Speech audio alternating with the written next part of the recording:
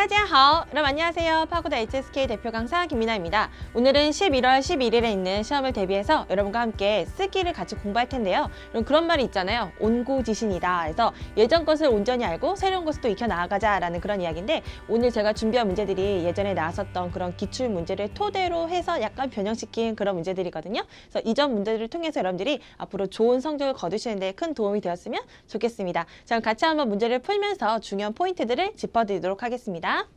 자, 우선 첫 번째 문제를 풀어볼 텐데요. 중국어 이제 문제를 풀기에 앞서서 단어를 먼저 아셔야겠죠, 여러분, 문제를 풀 때는. 그래서 단어 먼저 공부해 보시고, 그 다음에 중국어의 기본 어순과 함께 문제를 푸는 연습을 좀 해보도록 할게요. 자, 우선 첫 번째 단어는 시인. 시인은 흡인이죠. 흡인한다는 얘기는 이렇게 끌어당기고 매료시키다라는 그런 뜻이 있어요. 그래서 만약에 여기다가 시인리 하면 흡입력, 즉 매력이 있다라는 그런 표현이 되는데, 이 밖에도 이 시인은顾客, 이렇게 사람을 만나서 고객을 끌어당기고 고객을 유치시키다라는 그런 표현으로도 쓰입니다. 방금 말씀드린 리를 붙이면 흡입력, 그래서 매력이 되는 거고요. 그 다음 두 번째는 단어는展览.展览은 전람이나 전시를 나타내고, 여기에다가 모일회자를 써서 展览회 있으면은 전시회, 전람회라는 그런 의미가 됩니다. 사실 회를 쓰지 않고 그냥 전람만 써도 전람회, 전시회라는 그런 의미로도 쓰입니다. 자, 같이 한번 문제를 풀 텐데, 첫 번째 문제니까요. 우선 문제를 풀기에 앞서서 너무들 잘 아시는 그런 중국어 어순에 대해서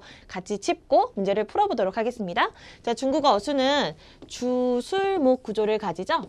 이런 여러분들이 다 기본적으로 다 알고 계시죠? 자, 근데 중국어 어순이 좀 이렇게 어렵다, 어순 배열하기 어렵다, 아니면 내가 글을 쓰기 어렵다라고 느끼는 그런 이유들은 여기 앞뒤로 꾸며주는 말들이 나왔을 경우 여러분들이 많이 어려움을 느껴집니다. 자, 그럼 수어 앞쪽에서 수어를 이렇게 아름답고 멋지고 화려하게 꾸며주는 말을 한국에서는 부사어라고 그러고요. 중국에서는 상황을 설명한다고 해서 상황어라고 하죠. 쭈앙위라고요. 자, 그럼 어떤 말들이 수어를 꾸며주죠? 그럼 다 아시죠, 벌써? 부사라든지 그리고 조동사라든지 그다음에 구조조사 더나 개사구가 수어 앞쪽에서 수어의 분위기를 화려하게 꾸며줍니다. 그리고 수어 뒤쪽으로는 보조 성분이 오죠. 우리 주방장님이 자기 뒤에 바빠서 주방 보조를 두시듯 동사도 자기 뒤에 보조를 두는데요. 보조라는 것은 보어나 동태조사. 동태조사는 러저구어와 같은 이러한 시제를 나타내는 말들이죠. 자, 이런 말들이 있다면 수어 뒤쪽으로 여러분들이 위치를 시키시면 돼요. 자, 지금 제가 수어를 중심으로, 특히 동사 수어를 중심으로 앞쪽에 부사어, 그 다음에 수어 뒤에는 보조 성분이 온다고 말씀드렸는데, 그러면 주어나 목적어는 꾸미는 말이 없을까요? 일반적으로 주어나 목적어는 명사가 와서 얘네들의 역할을 담당하죠. 그렇다면 명사를 꾸미는 말은 우리가 뭐라고 배웠냐면, 한국어로는 관형어, 중국어로는 그 범위를 정한다. 그래서 정어라고 합니다. 대표적으로 명사를 꾸미는 말들은 수량사가 있고요. 그리고 구조조사 더가 있죠. 그래서 만약에 이런 말들이 보인다면 얘는 명사를 꾸미는 말로써 명사 앞에 놔야지 이런 생각을 하면서 문제를 푸셔야 돼요. 자, 이제 같이 한번 정말 간단하죠. 이 구조를 가지고 우리가 문제를 풀 텐데요. 문제를 푸실 때 많은 분들이 주술목이다 라고 맨날 우리가 이제 공부를 하니까 주어 먼저 찾으려고 하시지만, 사실 주어라든지 목적어는 문장 속에 없을 수도 있거든요. 문장의 뼈대는 늘 수어이기 때문에 여러분들이 수어를 반드시 먼저 찾으셔야 됩니다. 아시겠죠? 자, 그렇다면 첫 번째 문제에서 수어는 무엇일까요? 이 동사를 아실 수도 있지만 동사를 모르신다면 이 주변에 있는 단어들이 여기 동사 있어 라고 알려주죠. 특히나 지금 첫 번째 단어 보시면 시인 다음에 러가 보입니다. 그렇다면 러는 얘가 앞쪽에 동사가 있구나 라는 걸 가장 강하게 알려준 힌트가 되기 때문에 얘를 빨리 수어 자리에 여러분들이 위치시키시면 돼요. 자, 그렇다면 수어는 시인, 흡인, 끌어당기다 라는 시인이 되었고, 그렇다면 수어 앞쪽에 뭐가 옵니까, 여러분? 부조덕에라는 성분들이 왔습니다. 자, 일단 부조덕에는 사실 보이진 않아요. 그렇다면 이제 의미적으로 봤을 때 주어와 목적어를 여러분들이 위치하시면 될 것 같아요. 자, 주어는 보통 우리 주격조사 은, 는, 이, 가가 오죠. 그 다음에 목적어는요, 을이 오죠. 이런 걸 활용하시면 상당히 좋아요. 그래서 뭐가 뭐뭇을 흡인, 끌어당기고 유치했다, 이러고 이제 생각하시면 될 것 같습니다. 자, 이제 나머지 단어 볼까요? 두 번째,书法展览.书法는 서법이 아니고요, 서예입니다. 그래서 서예 전시회가 되겠네요. 자, 그 다음에 저거는 뒤에 명사를 꾸며주는 말, 바로 여기 방금 말씀드린 정어 중에 하나이고요. 不少人은 很多人과 같죠. 적지 않은 사람, 즉 많은 사람입니다. 자, 일단 의미적으로 봤을 때 그렇죠. 이 서예 전시회가 적지 않은 사람을 끌어당겼을 테고 저거는 한 개이기 때문에 여긴 많은 사람이잖아요. 그렇다면 의미적으로 봤을 때 이 서해 전시회가 많은 사람들을 끌어당겼겠죠. 자, 그래서 완성된 문장을 좀 보자면 这个书法展览 요 서해 전시회는 吸引了 흡인 끌어당겼다 不少人 적지 않은 사람을 끌어당겼다라는 문장이 완성이 되었습니다. 굉장히 단순한 주술목 문장이고요. 늘 항상 뭘 먼저 찾는다? 수로를 먼저 찾는 연습을 좀 하셔야 될 것 같아요. 이해되셨죠? 자, 그럼 두 번째 문제 같이 보겠습니다. 자, 두 번째 문제도 이 밑에 있는 단어들부터 같이 설명을 좀 드리도록 할게요. 처음에 있는 동사인 딴러는 맞다, 담당하다인데 이 동사의 특징이 무엇이냐? 뒤에 반드시 구체적인 어떤 직무나 직책이 온다라는 거죠. 우리 청취에 가장 많이 나오는 직책 중에 하나가 뭐가 있냐면 주른이라는 직무가 우리 청취에 5급에 상당히 많이 나옵니다. 도금해 보시면 주임이고요. 주임은 바로 팀장직을 얘기합니다. 그래서 그가 팀장직을 맡는다 그러면 다 딴른 주른 이렇게 주른 이라는 이 표현을 쓰시면 돼요. 자, 근데 우리 HSK 5급에는요, 다양하게 맡다, 담당하다라는 그런 동사들이 나옵니다. 그래서 제가 옆에다가 한번 준비해봤는데 같이 보면서 좀 정리해 보도록 할게요. 자, 첫 번째 우선 딴러는 방금 말씀드린 대로 구체적인 직무, 직책이 와야 돼요. 자, 그러면 다른 동사 후저는요. 후저는 담당하고 맡다인데 아마 이거는 4급 때 열심히 공부하신 분들이라면 저거 4급 때 공부했었는데 라는 생각이 나실 것 같아요. 자, 이 후저는 담당하고 맡는 건데 옆에 보시면 뭐가 써있나요? 일이 있죠. 일, 프로젝트 이런 것들을 맡다 할 때 그때 후저를 씁니다. 그래서 제가 4급을 공부할 때는 늘 말씀드려요. 5급에 가면 정말 많은 담당하다 맡다가 있다. 근데 혼동할 수 있기 때문에 후저를 공부할 때 암기할 때 옆에 런을 꼭 써놔라. 그래서 후저를 하면 담당자니까 요거는 일을 맡는 사람이다 라고 꼭 기억해 두세요 말씀드리는데 여러분 지금도 늦지 않았습니다. 네, 지금 기억하시면 될 것 같아요. 후저는 일을 맡다이고요. 담당자를 후저런이라고 하시면 되겠죠. 자, 그 다음에 정단인데요. 정단 역시나 담당하고 맡다라는 그런 의미의 동사입니다. 근데 정단은 뭘 맡느냐? 옆에 보시면 절연이 있어요. 이 절연이 바로 그 책임이라는 거예요. 자네가 이번 사고 책임을 지게나 이렇게 안 좋은 결과를 맡다. 그럴 때에는 정단을 씁니다. 그래서 정단절연하면 책임을 맡다라는 그런 뜻이 되겠습니다. 그래서 세 가지의 지금 맡다가 있었네요. 딴러는 구체적인 직무를, 후저는 이 일을, 마지막 정단은 안 좋은 결과를 맡다 할 때 쓰이는 그런 동사들이 되겠습니다. 자, 그러면 지금 제시하는 가운데 여러분들이 한번 보시고요. 어떤 구체적인 역할이 하나 있어요. 그럼 맨 마지막에 보이시죠? 찌어리엔, 우리 이제 교련이라고 도금이 되는데 바로 코치죠. 코치는 구체적인 직무, 직책입니다. 그래서 코치를 맡는다 그러면 딴른 찌어렌이라고 이렇게 짝꿍이 되겠습니다. 그죠? 자, 두 번째 단어는 빵치오. 우선 빵치오는 방망이 방자에다가 지오가 공구자죠. 방구네요, 방구. 방구라는 거 바로 야구이고요. 그 다음에 요 옆에 있는 또 있는 팀을 나타내죠. 그래서 야구팀이 되겠어요. 그래서 마지막에 정징하면 일찍이 이전의 임이라는 의미의 부사가 되겠습니다. 부사임으로 어디에 갈까요? 동사 앞쪽에 위치가 되겠죠. 이런 건 너무 기본적이죠. 자, 그럼 같이 한번 문제를 풀어보실게요. 자, 우선 수라를 먼저 찾아야 되는데 이건 이제 공부한 사람만 사실 보일 것 같아요. 왜냐하면 좀 이렇게 묶여놔가지고 잘 안 보였을 것 같아요. 처음에 있는 딴런이 바로 담당하고 맡다라는 의미의 동사였었고요. 아까 딴런의 특징이 무엇이었습니까? 구체적인 직무, 직책을 맡다였습니다. 그래서 빨리 어떤 역할이 있는지 찾으셔야 돼요. 세 번째 보시면 찌아오리안 바로 교련, 교련은 코치라고 말씀드렸죠. 코치라는 이 직무 직책이 있으므로 이 뒤에 목적어로서 연결이 됩니다. 자, 그럴 때 의미적으로 봤을 때 빵치오또이니까 야구팀의 코치를 맡은 적이 있다입니다. 여기 이 상황에서 이게 정말 이게 너무 소중하구나 라는 느낌이 드는 단어 있지 않으세요? 바로 부어가 되겠죠. 아까 전에 중국어 어순이 주술목일 때 수러 앞쪽으로 뭐가 온다고요? 부조덕에 그 다음에 수러 뒤쪽으로 보어나 동태조사 러저 꾸어가 온다고 했습니다. 지금도 보시면 동사를 바로 찾지 못하겠지만 동태조사 꾸어를 통해서 얘가 동사가 아닐까? 라는 그런 생각이 들기 때문에 반드시 이 기본 구조, 별것 아닌 것 같지만 이 기본 구조를 여러분들이 활용하셔서 문제를 푸시면 좋을 것 같아요. 아시겠죠? 자, 그래서 야구팀의 코치를 맡은 적이 있다고요? 당연히 누구겠어요? 그가 일찍이 부사임으로 얘는 동사 앞에 위치가 될 테고 이건 의미적으로 봤을 때 야구팀의 코치를 맡은 적이 있다 해서 이렇게 중간 연결고리가 되는 구조조사 더가 되겠습니다. 자, 그럼 완성된 문장 좀 보실게요.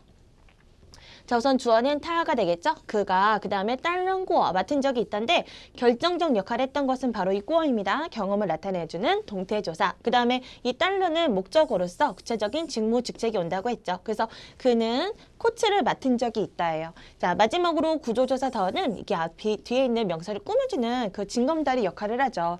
그래서 그는 일찍이 야구팀의 코치를 맡은 적이 있었다라는 문장이 완성이 되겠습니다. 다시 한번 읽어볼게요. 他曾经担任过棒球队的教练. 네, 이렇게 문장이 완성이 되었어요. 그 다음 3번 보실게요.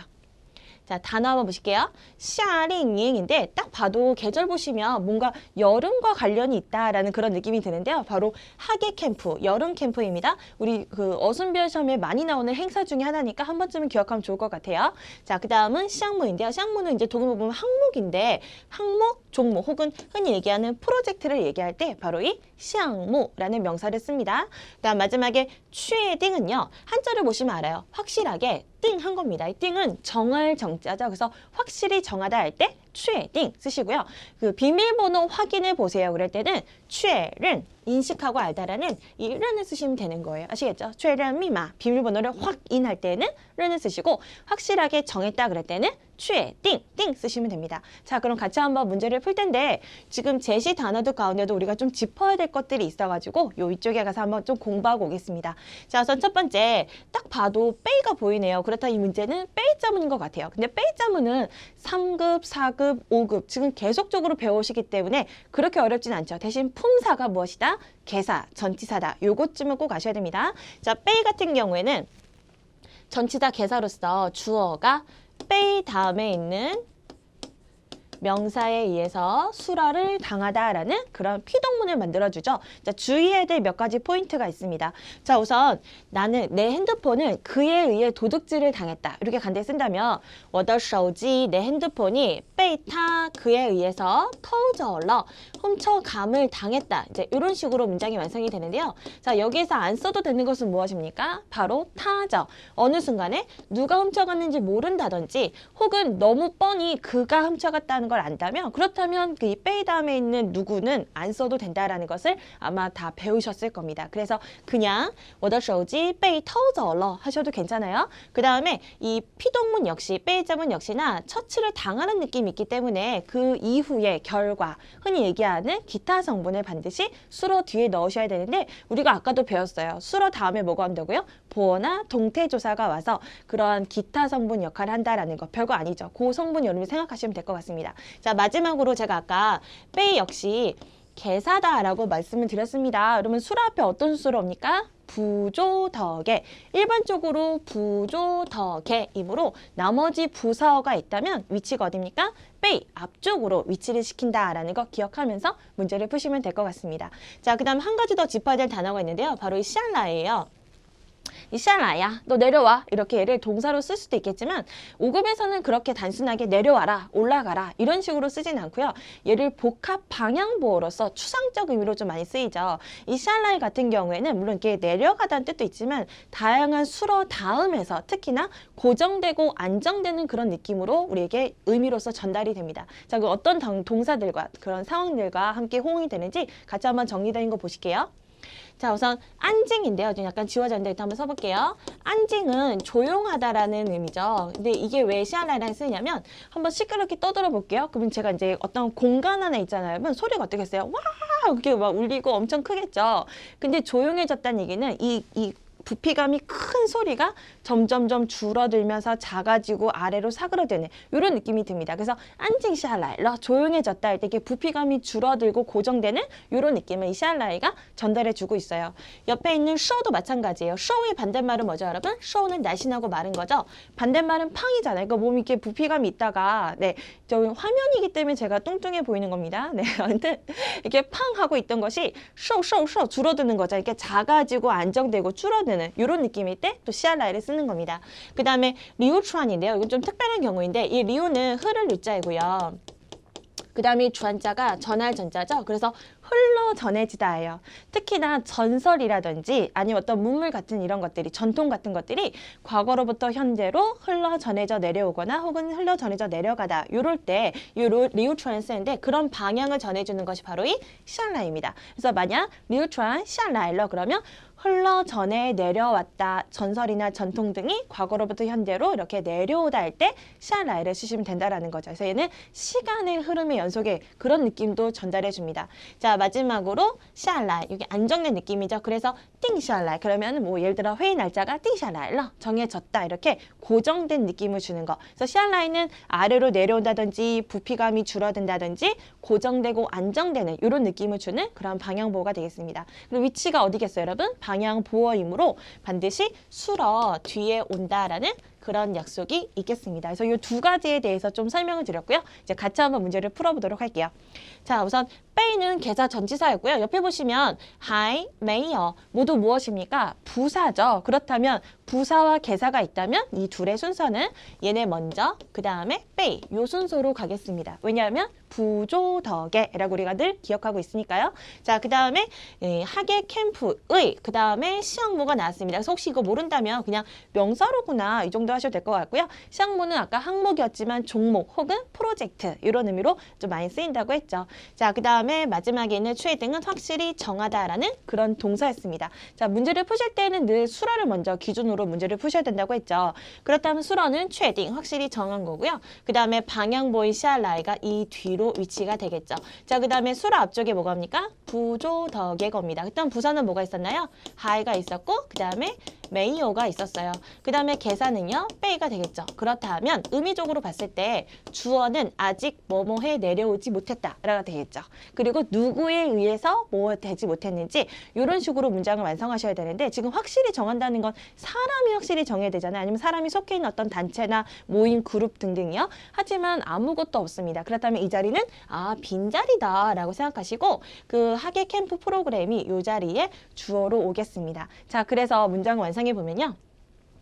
夏令营的项目 학예 캠프의 그런 다양한 종목 프로그램들이 아직 뭐하지 못했다? 被确定下来 확실히 정해져 내려오질 못했다. 확실히 정해지지 못했다라는 그런 의미의 문장이 되었습니다. 어렵지 않죠, 여러분? 베이자문도 늘 나오니까 베이자문은 오늘 공부한 거 같이 연습한 거 잘 정리해 주시고 여러분 시험 볼 때 큰 도움 됐으면 좋을 것 같아요. 자, 그다음 4번 문제 보실게요. 자, 우선 뼈다는 나타내다인데 얘는 특히나 사람의 감정이라든지 생각, 의견 이런 것들을 나타내다 쓸 땐 그런 동사이고요. 그 다음에 오이샤오는 미소가 되겠습니다. 자, 지금 4번 문제 보시면 아마 제 생각에 눈에 딱 들어오는 단어가 이런 동사들, 뭐 이런 표현들보다는 실일 것 같아요. 실. 자, 이 문제를 풀기에 앞서서 제가 먼저 거꾸로 여러분한테 좀 질문을 드릴게요. 코끼리는 육지에서 가장 큰 동물일까요? 아니면 육지에서 가장 큰 동물이 코끼리일까요, 여러분? 너무 그 말이 그 말 같죠? 지금 숫자문인데 A는 B다도 맞는 것 같고 B는 A다도 맞는 것 같다라면 그럼 이제 제가 만든 말인데요. 어떤 규칙을 기억해라? 1대100 규칙을 꼭 기억해라 라고 했습니다. 1대100은 뭐냐? 주어가 확정적인 하나의 대상이어야 되고요. 시를 중심으로 목적어가 100가지, 즉 얘의 성질로서 다양한 곳이 올 수 있다면 그게 목적어 자리로 가야 돼요. 코끼리는 하나지만 육지에서 가장 큰 동물은 성질이면서 다른 것일 수도 있잖아요, 여러분. 다시 한번 비둘기는 평화의 상징일까요? 평화의 상징이 비둘기일까요? 비둘기는 하나지만 평화의 상징은 성질이면서 평화의 상징물은 내가 기준을 어떻게 두냐에 따라서 또 다양한 것들이 올 수 있겠죠. 그렇기 때문에 시가 빨리 보신다면 1대100 규칙을 묻는 경우가 상당히 많기 때문에 이런 개념을 반드시 잘 기억하셔야 됩니다. 자, 그럼 이걸 기억하면서 문제를 한번 풀어보도록 할게요. 그래도 이제 또 호응되는 말이 있는 문제 그것도 살펴보셔야겠죠. 자, 첫 번째 볼게요. 일종의 重要方式, 중요한 방식이라는 그냥 명사일 뿐이고요. 그 다음에 뼈다는 방금 전에 나타내는 건데 사람의 감정, 의견, 생각 등을 나타낸다 했습니다. 그래서 바로 옆에 있는 깐칭, 감정하고 만나네요. 근데 이렇게 만났더니 감정을 표현하는 이 되었어요. 그럼 더다 뭐갑니까? 명사, 마지막으로 미소입니다. 자, 이제는 그냥 해석에 기댈 수밖에 없어요. 주어는 목적어다 이라는 그 동사인 시가 있기 때문에 자, 그렇다 의미적으로 봤을 때 감정을 표현하는 일종의 중요한 방식이 한 덩어리일 테고 그리고 미소라는 하나가 있습니다. 자, 여러분 감정을 표현하는 일종의 중요한 방식이 미소일까요? 아니면 미소가 감정을 표현하는 하나의 중요한 방식일까요? 너무 이 말도 맞는 것 같고 저 말도 맞는 것 같죠? 이럴 때는 반드시 1대 100 규칙 떠오르라고 했습니다.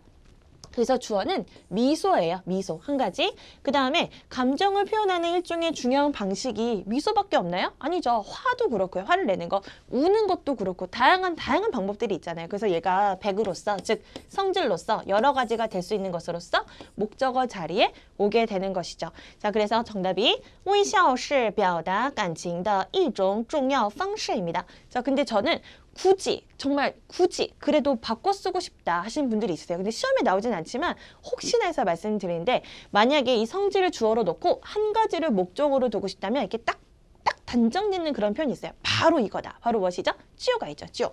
만약에 나는 거꾸로 좀 말하고 싶다. 그렇다면 그냥 시가 아니고요. 찌오시 쓰셔야 돼요. 찌오시. 그러면 어떤 한 가지로 딱 강조하는 그런 의미가 있습니다. 表达感情的一种重要方式 감정을 표현하는 일종의 중요한 방식 就是 그건 바로 무엇이다? 微笑, 미소다. 이렇게 혹시 바꿔 쓰고 싶다면 就是 그 다음에 일반적으로 우리 시험에 나오는 것은 이게 아니고 是 이다인데 1대 100 규칙에 따라서 여러분들이 문장을 완성하셔야 됩니다. 아시겠죠? 자, 이제 마지막 5번 문제 보겠습니다. 자, 치인하면 서명하고 사인하다는 뜻이고 밑에 있는合同은 계약서인데 얘는 청취, 독해, 쓰기 여기저기 많이 나온 단어니까 꼭 알아두세요. 그리고 우리의 생각과 다르게 合同이 아니고 合同 예, 이성 경성으로 있습니다. 合同 예, 잘 기억해 두세요. 자, 그럼 같이 한번 문제를 풀 텐데 우선 늘 수라를 먼저 찾는 거잖아요. 그럼 수라 한번 찾아볼게요. 칭닌, 짤. 우선 칭닌, 칭과 주어가 있습니다. 그럼 얘는 반드시 문장 맨 앞에 위치가 된다라는 그런 힌트가 되고요. 그 다음에 짜이는 뒤에 뭐가 옵니까? 장소나 시간, 범위 이런 애들이 오겠죠? 그거 생각하면서 여러분들이 자리 잡으셔야 돼요. 그 다음에 닌나 밍즈는 당신의 이름이고 칠상과 허통상면 이 문제는 혹시 이제 총명한 친구들이라 눈치챘겠지만 이거 출제자 엄청 예리하게 잘 냈네 라는 그런 느낌이 들어요. 왜냐하면 우리 눈에 샹하고 샹면이 보이죠 여러분. 이 방위사라고 하잖아요 여러분. 이런 것들은 일반적으로 장소를 나타내는 말들이기 때문에 어쩌지? 아까 짜이 다음에 장소가 온다 그랬는데 난 이거 평소 안 외웠는데 이것도 장소고 이것도 장소를 나타내는 게 아닐까? 이렇게 혼란을 주려고 내는 문제였습니다. 혹시 이제 그걸 이해하셨다면 좋겠지만 혹시 이해 못하셔도 괜찮아요 여러분. 자, 지금 샹이 나왔는데요. 샹은요 방금 말씀드린 대로 여러분들 이제 장소를 나타내는 뭐 예를 들어桌子上, 테이블 위라든지书上, 책 위라든지 이렇게 장소를 나타낸다 하지만 이 샹장은요 또 표기에 올리다라는 이렇게 달라붙는 느낌, 把衣服穿上 이렇게 옷을 입어라라든지 글자를 写上 써 올렸다라든지 이렇게 달라붙는 이런 느낌 있는 그런 방위사이기도 해요. 그래서 이 첸샹이 원래 이 종이에 아무것도 없었잖아요. 그래서 사인을 했는데 그 글자가 종이 위로 달라붙었죠. 이런 느낌을 주기 위해서 첸샹을 쓰게 된 것이죠. 이해되시죠? 방향보호로 쓰인 거예요. 첸샹 써 올렸다. 자, 그렇다면 얘가 이제 수러가 될 테고 수러 앞에 부조덕에 온다고 했습니다. 우리 개사 뭐가 있나요 지금? 짤가 있는 거죠. 짤. 그래서 뒤에 뭐가 옵니까? 그렇다면 얘가 장소가 되겠죠? 그래서 칭님 뭐 해주세요? 이 계약서 상에 사인해 주세요. 그렇다면 무엇을이요? 얘가 무엇이죠? 목적어죠. 이런 거 되게 자리 잡기 힘들어 하세요. 중국어 어순이 아까 주술목인데 이제 맨날 이것만 기억하는 거죠. 영어식으로 주술목. 근데 뭐도 기억하셔야 되냐면 주어 자리에 뭐가 온다? 주격조사 은느니가. 수러 자리에는 이다, 하다, 그냥 다 이런 애들이 마지막 목적어 자리에는 을르이라고 해석되는 애들이 그 자리에 위치가 돼야 됩니다. 자, 그래서 지금은 사인을 했는데 뭘 사인하냐면 자기의 이름을 써야 돼요. 이름을. 그렇기 때문에 목적어 자리로서 첸샹 뒤에다가 닌더 밍즈를 넣어야 되는 것이죠. 자, 그냥 완벽한 문장으로 보실게요. 칭님 뭐 해주세요? 在合同上面 계약서 위에 签上 써주세요. 무엇을? 닌더 밍즈 당신의 이름을 서명해 주시길, 써주시기를 바랍니다. 라고 이렇게 문장이 완성이 되었습니다. 자, 이렇게 해서 제가 이제 준비한 5문제를 같이 풀어봤는데 같이 보니까 아마 되게 쉬운데? 뭐 할만한데? 이런 마음이 드실 건데 아마 또 혼자 푸셨다면 이게 또 헷갈리네. 이 자리는 뭐지? 라는 이런 궁금증이 많이 드시고 어려우실 거예요. 근데 지금 푸셔서 알다시피 쉽게 느껴진 이유가 제가 다른 거 설명하지 않았어요. 중국어 기본 어순, 주, 술, 목, 수라 앞에 뭐가 오고 수라 뒤에 뭐가 오고 이런 것들 가지고 제가 풀었는데 혹시 아직도 어려움이 어려움을 느끼신다면 첫 번째 문제는 어휘, 두 번째는 아직도 기본 구조에 대한 이해가 덜 돼 있는 것이므로 어휘가 부족하신 분은 오늘 되게 중요한 단어들입니다. 최근 시험에 나왔던 어휘 공부 열심히 해주시고요. 아직도 내가 구조적으로 잘 이해가 안 된다 하신 분들은 제 강의를 다시 한번 들으시면서 자기 노트에 정리하시면서 그런 실력을 쌓아가셨으면 좋을 것 같아요. 여러분 시험 보실 때 큰 도움이 됐으면 좋겠고요. 다음 강의에서 또 만나도록 할게요. 짜이찐!